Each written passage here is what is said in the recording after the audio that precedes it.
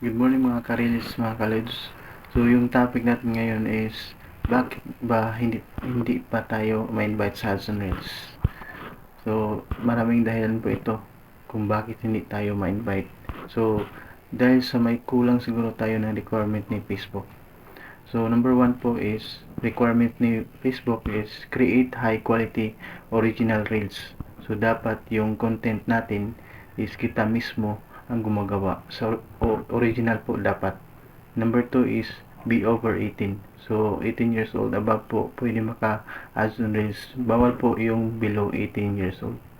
So number 3 po is be creator using pages or professional mode. So dapat naka-on po na ang ating professional mode dashboard po, ma-pages man po o profile yung gamit mo. So number 4 is pass and remain compliant with Facebook partners monetizations, policies and content monetizations.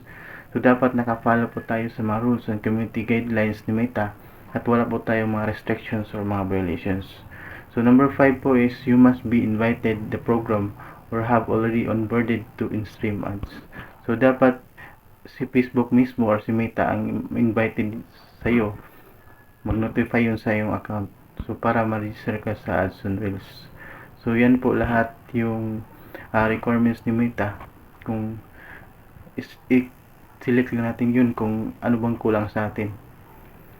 Kung bakit ngayon, hanggang ngayon, hindi pa tayo invite ni Meta.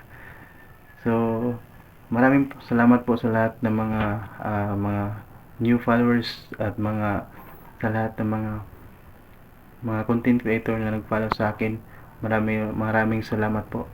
So, shout out po kay Junjun Galiga.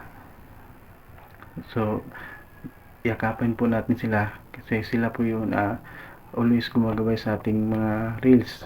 So, sila po always po ang naghahatid ng nag-comment always sa ating mga videos. Supported sila lahat. At si Rolly Antipuesto po, so yakapin din natin sila. So sila po yung always support sa ating mga content natin o mga videos. So maraming salamat po sa lahat. God bless po sa lahat.